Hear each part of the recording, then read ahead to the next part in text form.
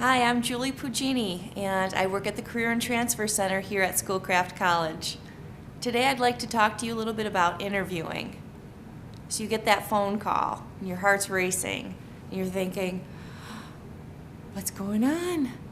And they call you and they say, guess what? You got an interview. Out of those hundreds of resumes that you sent in, or hopefully just a couple of those, you got the interview. So now what? What do? Interviewing isn't something that you do every day. It's not something that you practice. I think it feels daunting to think about getting interrogated by one, two, or maybe a multiple panel of people. So what now? Preparation. Preparation is the key. And that's what I'm here for today. I'm going to help you to better understand what it takes to have a really great interview. Keep in mind that you are marketing yourself to everybody.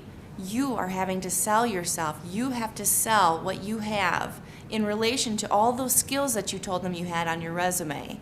And so how do you do that? It takes practice, it takes preparation, and it takes a lot of work. And so what I want you to do today is listen to a little bit of these techniques and these tools that I have, and these are going to help you to succeed when you're in front of people and you're probably going to be very nervous. But you have to get in there and make a very good first impression. And remember, you're going to project yourself to a potential employer, and you have to tell them what you can do for them. They're going to be constantly asking and thinking about how you can benefit their company and what kind of a fit that you are. From the moment that you're in that reception area, you're being watched, so make sure that you have proper decorum. Make sure that you're dressed appropriately, and that's something that we're going to get into a little bit later also.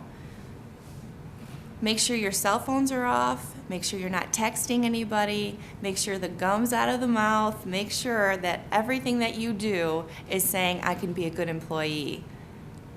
When you go to the desk, the front desk, to check in, make sure that you shake hands with the receptionist. Make sure you introduce yourself and smile and let them know. Please be there at least 15 minutes early, and this will allow you for some time. So from the moment that you get into this office, make sure that you are standing tall and you're confident and you're smiling. Make sure that you give a firm handshake. And that's something too that we can teach you over at the Career Center, is how to give a good handshake. And don't be surprised if there's going to be multiple people interviewing you.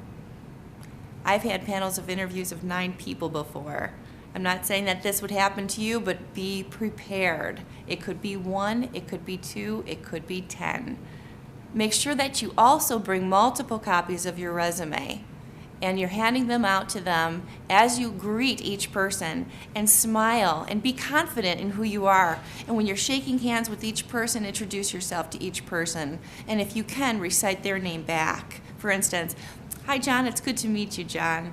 I'm Julie. Some of the things that I want you to remember: number 1, be on time. Make sure that you're allowing yourself time for parking, for traffic, for going to the bathroom, for freshening up, and also make sure that you know the route that you're going to. There could be construction. Make sure that you're neatly dressed. When in doubt, dress in the conservative side. This is business casual.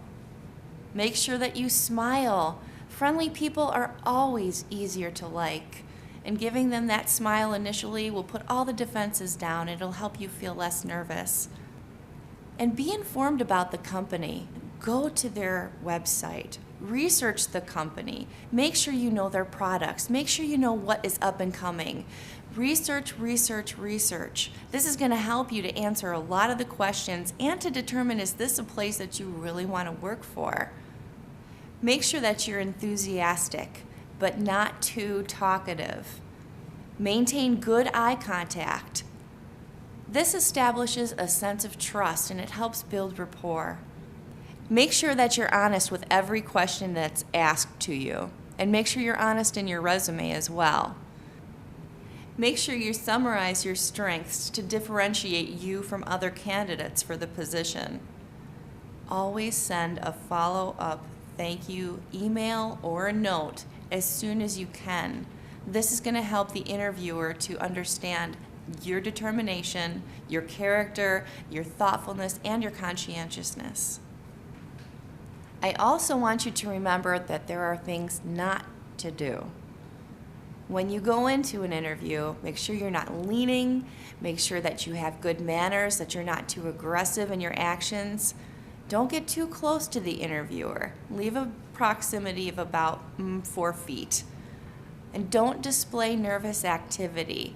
Try not to do anything like hand washing or rubbing your hair or playing with your clothes or your watch or picking your nails. All of these things are going to show. And don't be dishonest about anything, including some of the dates of employment or what you have done. Don't be vague about accomplishments. Be very specific and be positive. Don't just give yes or no answers. These result in dull and boring interviews. Don't make a major issue about asking about salary, pension, vacation, benefits. Please don't even bring those up in an interview. Don't ramble on. Make your point and stop. And don't leave without understanding what happens after the interview. So now let's take a look at a typical interview. See if you can find the things that this person did incorrectly and correctly. Hello, Mrs. Freeman. Pleasure to meet you. Have a seat. Actually, it's pronounced Furman. Oh, I'm sorry. It's quite all right. Now, Mr. Williams, I do have a copy of your application. Do you have a copy of your resume? Yes, I do. Okay. Tell me about yourself.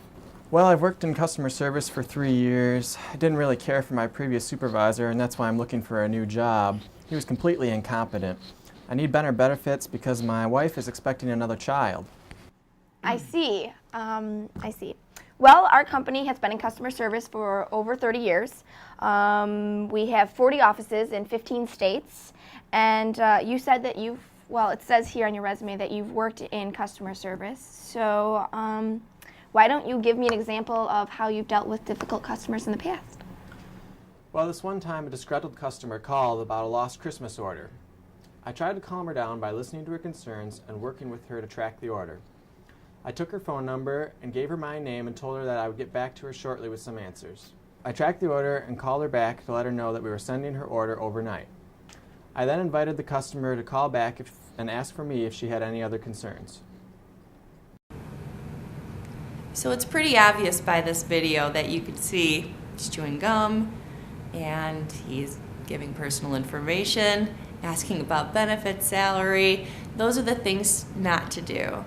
But some of the really positive things that he did was really good eye contact, a good firm handshake, and then he also explained about what he did in employment and how he did it. And that was a behavioral-based interview. So what's a behavioral-based interview? Behavioral-based interviews are probably 80% of what you're going to be asked in an interview. So you want to prepare yourself. And some of the ways that you can prepare yourself are by using this acronym, the STAR technique. In the STAR technique, what you're thinking about is the situation, you're talking about the task, you're talking about the action that you did, and then the result. So what you're doing is that you're painting a story. You're giving an employer an ideal look of what you have done and how you've done it and all of the good results that come from it. So for instance, if they say, discuss a time when a project didn't work out. Give me an example when you had to show good leadership. Tell me about a time when you had to deal with a difficult customer. When you're answering these questions, always make sure to spin it to a positive. No matter how negative it might sound at first, what if you had a difficult manager? Don't ever tell them that you had a difficult manager. Always give them solutions and reasons why the management was fantastic, no matter what. Or a difficult customer. How did you use your conflict resolution skills? What did you do to address what their needs were? especially when you're not taking anything personally of what the customer's projecting onto you. I think that it's great to understand yourself in the interview process and know what kind of answers to give. Always, always, always make it positive. One of the other questions that they may ask, tell me about your greatest weakness. And this is a question that I get all the time with students. A greatest weakness, why would they want to know what my greatest weakness is? Well, there's a trick. Turn your greatest weakness into your greatest strength. One of the examples that you could give for a greatest weakness would be technology. Think about that. Here's an answer. One of my greatest weaknesses is that I really think that I don't know enough about technology. But what this has helped me to do is that I'm constantly updating my skills. I'm taking classes, I'm attending seminars, I'm constantly online. I make sure that I learn all the software. I try to find out what the trends are in the software. So really what I'm trying to do is update my skills constantly because it's changing so rapidly. That could be a good answer for you. So you're really not talking to them about a weakness that you have. It actually turns into a great strength and something that an employer would be looking for. Now you're coming to the point where you're at the end of the interview. And I want you to remember, don't bring up salary. Let them bring that up. Also, make sure that you always know how to get in contact with them after the interview so you can send them all thank you emails. Email is the fastest way to get to them right away, and they'll remember your name. You can get business cards from them. Always ask how to follow up. And one of the other important things to do at the end of an interview is ask questions. Ask questions to the employer. And people ask me, what are some questions that I can ask? Ask them about why this position became available. And you've done research about the company, right? So make sure that you ask them about some of the up-and-coming things that they're doing or how you can get involved with projects. Make sure that you relate your questions directly to the research of the company and make sure you find out a little bit about what the department is like.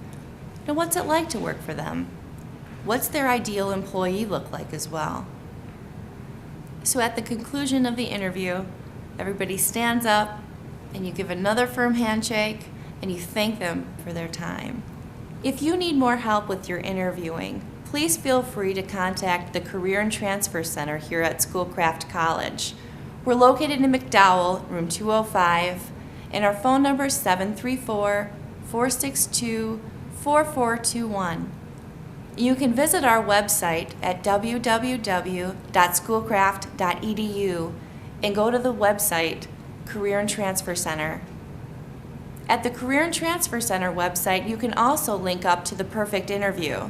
This is a great program that's going to help you with your interviewing skills. If you have a webcam, you can set it up and you can watch yourself doing interviewing as well. So this is going to help you practice, and when you're ready, come in, make an appointment with a career counselor, and we can help you to succeed.